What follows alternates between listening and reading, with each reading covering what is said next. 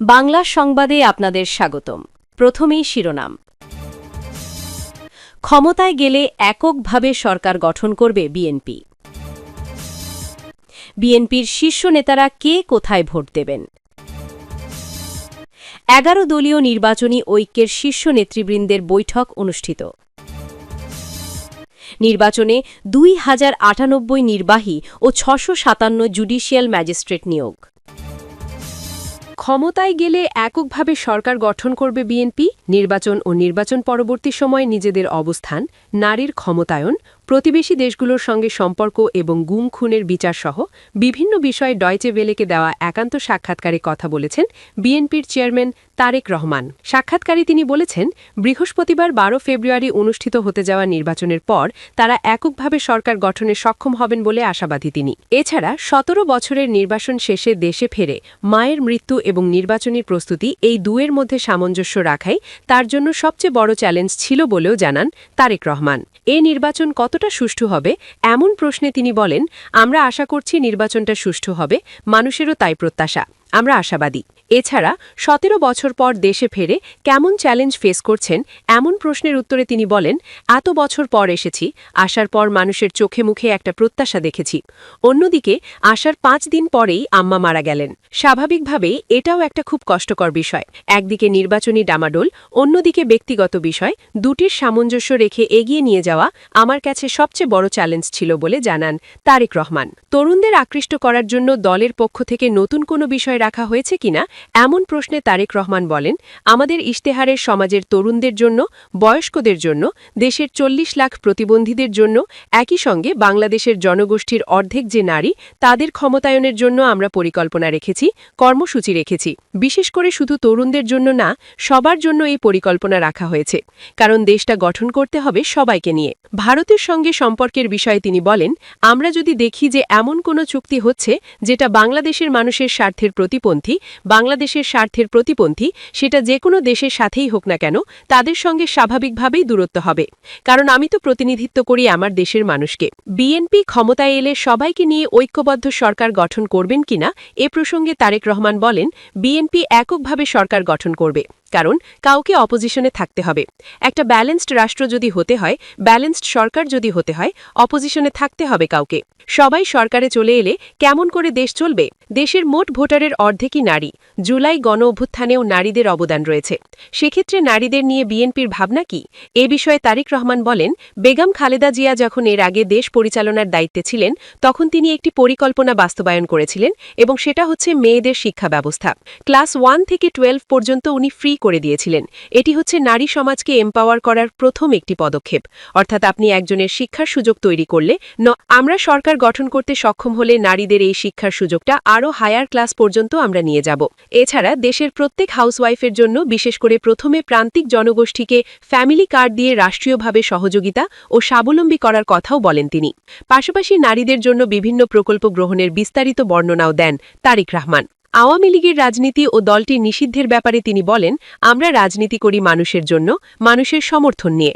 আমি মনে করি রাজনীতিতে মানুষ যাকে গ্রহণ করবে তাকে কেউ ঠেকিয়ে রাখতে পারবে না, আর যাকে মানুষ গ্রহণ করবে না, যত শক্তিই থাকুক না কেন, শক্তি প্রয়োগ করে সে ধরে রাখতে পারে না। 5 আগস্ট যার উদাহরণ। দলের প্রার্থীদের ঋণখেলাপি থাকার অভিযোগ এবং বিএনপির ইশতেহারে দুর্নীতি দমনের উদ্যোগের বিষয়ে প্রশ্ন করা হলে তারেক রহমান বলেন, দেখুন, দুর্নীতি এবং ঋণগ্রস্ত বা ব্যাংক ডিফল্ট দুটো ভিন্ন জিনিস। আমাদের দলের লক্ষ নেতাকর্মীর নামে বিগত স্বৈরাচার সরকার মামলা দিয়েছিল। আমাদের দলের মধ্যে যারা আছেন, যারা আমাদের দলীয় রাজনীতির সঙ্গে আছে, যারা ব্যবসা বাণিজ্য করে, তাদের বিভিন্নভাবে হয়রানি করা হয়েছে, তাদের ন্যায্য অধিকার থেকে তাদের বঞ্চিত করা হয়েছে, তাদের ব্যবসা বাণিজ্য চলতে দেওয়া হয়নি, তাদের ন্যায্য ব্যাংক লোন যেটা আছে সেটা তাদের দেওয়া হয়নি। কাজেই এরকম একটি অবস্থার মধ্যে আমাদের লোক, আমাদের ব্যবসায়ীরা, আমাদের নেতাকর্মীরা যারা ব্যবসা বাণিজ্য করতেন, তাদের জন্য তো এরকম ডিফল্ট হওয়াটা খুব স্বাভাবিক ব্যাপার। দুর্নীতি এবং ডিফল্ট হয়ে যাওয়ার মধ্যে সম্পর্ক তো নেই, দুটো একদম ভিন্ন জিনিস। 15-16 বছরে গুম খুনের বিচার এবং ভুক্তভোগী ও তাদের পরিবারকে সহায়তার ব্যাপারে বিএনপি চেয়ারম্যান বলেন, আমাদের নেতাকর্মীরা যেরকম গুম খুনের শিকার হয়েছে, অন্যান্য গণতান্ত্রিক রাজনৈতিক দল যারা আমাদের সঙ্গে আন্দোলন সংগ্রামে ছিল তারা গুম খুনের শিকার হয়েছে। এমনকি অনেক মানুষ আছেন যারা রাজনীতির সঙ্গে জড়িত না, কিন্তু তারা অত্যাচার নির্যাতনের শিকার হয়েছে, গুম খুনের শিকার হয়েছে। একটি সভ্য দেশে মানুষ গুম হয়ে যাবে, দেশের মানুষ খুন হয়ে যাবে, কিন্তু তার কোনো বিচার হবে না, এটি তো হতে পারে না। কাজেই দেশের আইন অনুযায়ী অবশ্যই প্রত্যেকটা মানুষের বিচার পাওয়ার অধিকার রয়েছে। বিএনপির শীর্ষ নেতারা কে কোথায় ভোট দেবেন? দীর্ঘ প্রতীক্ষার পর অনুষ্ঠিত হতে যাচ্ছে জাতীয় সংসদ নির্বাচন এবং গণভোট।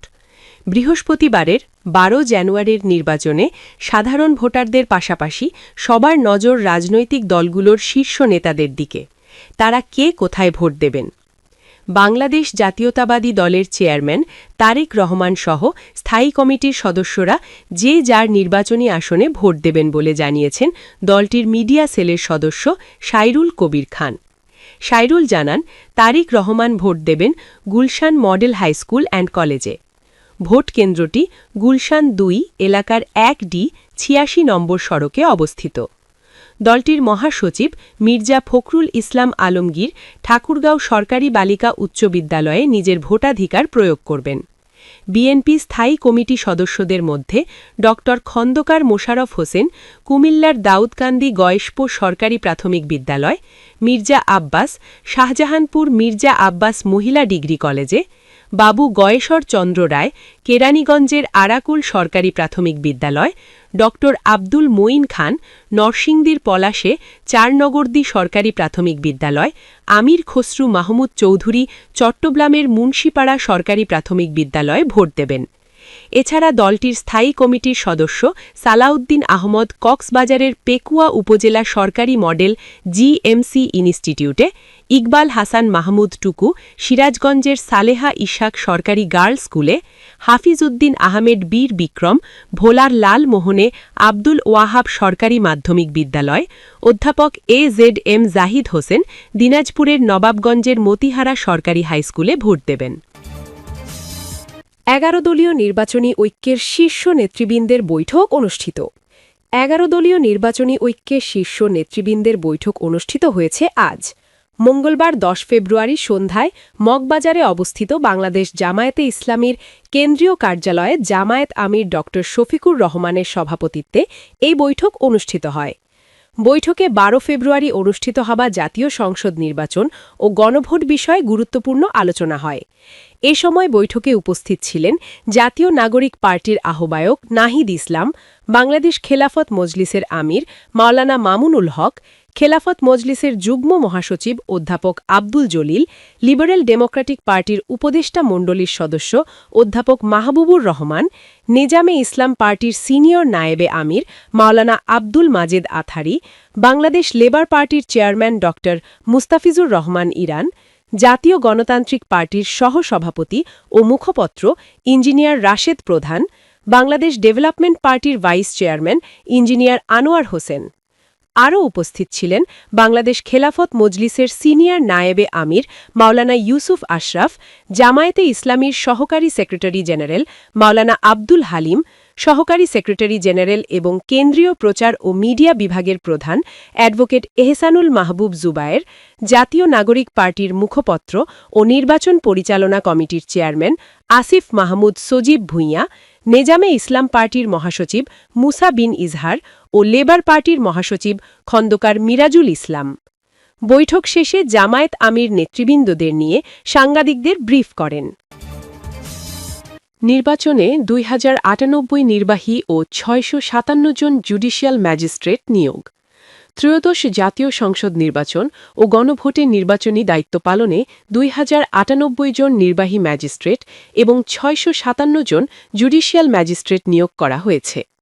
নির্বাচন কমিশনের জানিয়েছে, নির্বাচন সংক্রান্ত অপরাধ আমলে নেওয়া এবং সংক্ষিপ্ত পদ্ধতিতে বিচার সম্পন্নের লক্ষ্যে 299টি আসনে মোট 657 জন জুডিশিয়াল ম্যাজিস্ট্রেট দায়িত্ব পালন করবেন। তারা ভোট গ্রহণের আগে 2 দিন, ভোটের দিন এবং ভোটের পরের 2 দিন, মোট 5 দিন দায়িত্বে থাকবেন।